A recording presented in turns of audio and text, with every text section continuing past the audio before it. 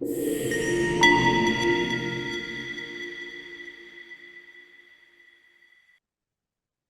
I'm Sue Romanoff from Edison Group. Today I'm joined by James Garner, CEO of Antisense Therapeutics. Welcome, James. You recently joined Antisense, so maybe you could share a little of your background and what attracted you to the company. Thanks so much for the opportunity to be here. So it's great to talk and really excited to have joined Antisense. By way of my background, I'm a doctor by training. What really excites me is the opportunity to bring exciting new drugs in front of patients. And I've worked about 20 years or so in the pharmaceutical industry, mainly with larger companies at Biogen, Takeda, Sanofi, and generally in the late stage development and early commercialization of new drugs. And that's really important because that's where Antisense is heading. We're in a late stage clinical trial now with our lead drug, ATL-1102. And really what excited me about the company and what attracted me to join was the opportunity that represents. I think this is going to be a transformative period for the company, and it's a really interesting time to come on board. As well as great science, the company also has a fantastic team of people, some really experienced drug developers on the board of the company, and a very, very capable executive team. So it really ticked a lot of boxes for me. It seems to be a company with enormous potential, and I'm thrilled to have the opportunity to help realize some of that potential. Great. Could you summarize how the therapy works and maybe its advantages over traditional drugs? Yes, well, the focus of the company is on a class of drugs called antisense oligonucleotides, hence the name Antisense Therapeutics. And the way these drugs work is really interesting. And just to step back for a moment to sort of molecular biology 101, most of the work in our body is done by proteins. They form a lot of the structure of our body, proteins like collagen, for example, and a lot of the function of our body. So, for example, insulin, which controls our blood sugar, is a protein. And the instructions for making these proteins are encoded in our DNA. And the so-called central dogma of molecular biology is DNA makes RNA makes proteins. So the instructions in our DNA are turned into proteins via this chemical called RNA. Now, antisense oligonucleotides block this process, typically by blocking the RNA component of this. So they stop the transcription of DNA into protein. Now, why is that advantageous over other kinds of therapy? Well, look, every disease is different, and this is one tool in our toolkit. It's not the perfect answer to everything. But it can be a really great way of treating certain diseases because it gives us a real precision. It gives us an ability to target these biochemical processes very, very precisely, very focused way. And that can lead to much less toxicity for patients, much greater effects for our therapies. So we've seen some of these therapies already reach market in diseases like amyotrophic lateral sclerosis and spinal cerebellar atrophy. So it's a well-understood, well-proven mechanism of treating disease, and space we're really excited to be working in.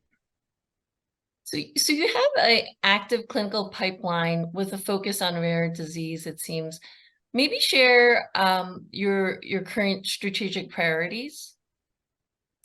Well, we're pretty single-minded at the moment. So our lead asset is ATL-1102. It's an antisense oligonucleotide of the class of drugs that I just described.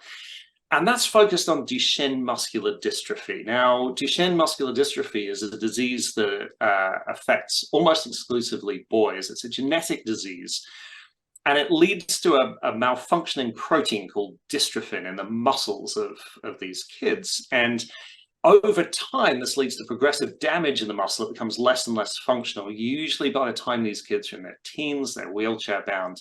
And very sad to say, life expectancy is typically in the 20s. And so that's really our focus. ATL-1102 is currently in an international Phase IIb clinical trial as a potential new therapy for Duchenne muscular dystrophy.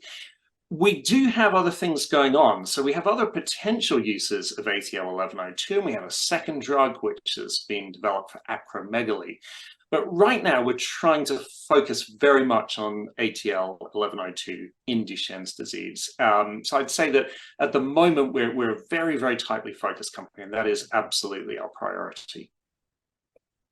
And you've touched on this a little bit in your last answer.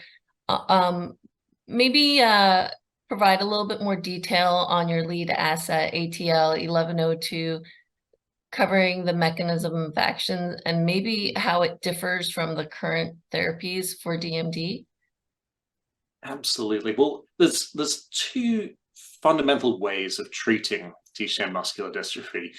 I mentioned that it's a genetic disease that causes this malfunctioning protein, dystrophin. So one approach is to try and, in a sense, fix the dystrophin. And so we've seen a whole bunch of therapies that try to counteract this genetic abnormality, ranging from gene therapies to other antisense therapies.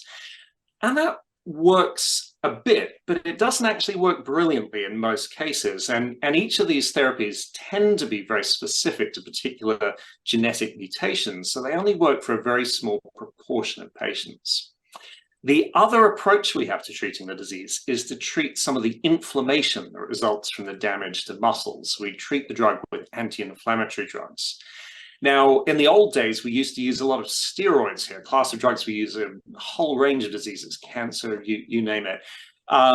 But steroids are really replete with side effects, especially when we give them to kids. So we're trying to develop much more targeted, much more specific, much less toxic anti-inflammatory drugs. And that's where ATL1102 sits. The way the drug works is to target the inflammation that is part of the progressive damage caused by Duchenne's disease. And if we can limit that damage, if we can limit that inflammation, then we can give these kids much longer function and hopefully in due course longer lives. So that's how we're focusing the drug, and I think that puts it in a relatively unusual position compared to the competitive field, but I think a really good place to be. So how would ATL1102 fit into the treatment landscape for Duchenne muscular dystrophy, and how really does it compare within the competitive landscape? Well, what follows from the mechanism of action of the drug is that this is relatively broadly applicable to patients with Duchenne muscular dystrophy. So as I mentioned, when we target some of these very specific genetic mutations, we typically end up producing drugs that will treat 8, 10, 12% of patients. It depends on the frequency of that particular genetic mutation, but they're very limited in their use. Our drug potentially is applicable to almost all patients with this disease. So it has a very, very broad opportunity to provide a patient benefit. And also, because of the way it works really well as an adjunct to other drugs. This isn't something where we either would use ATL1102 or other therapies.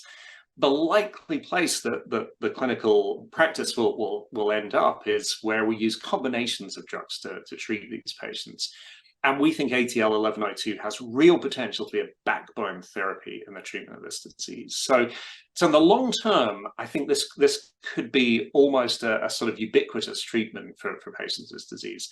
Right now, our clinical trial is focused on non-ambulant patients. That is effectively wheelchair-bound patients.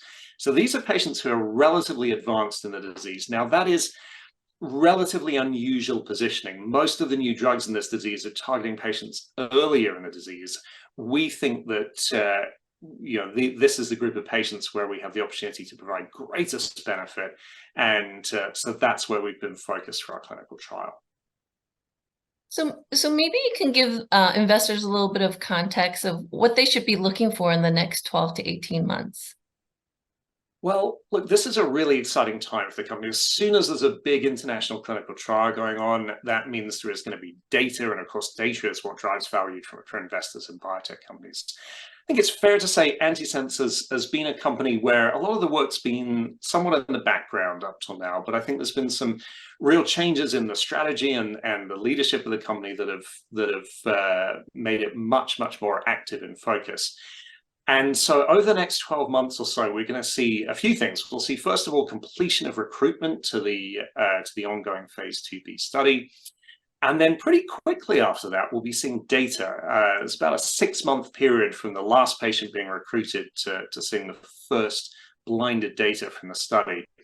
And that's going to be really important, because that's really going to give us a sense of where we stand, how our drug situates in the treatment landscape of this disease. And I think that's really going to be an inflection point for Antisense. And as I say, that's a milestone that we're likely to hit in the next 12 months or so. So it's a really exciting time to be part of Antisense. Great. Thanks, James, for taking the time to help me understand your company. And thank you all for joining us here today. If you'd like to learn more about Antisense, please refer to edisongroup.com. Thank you.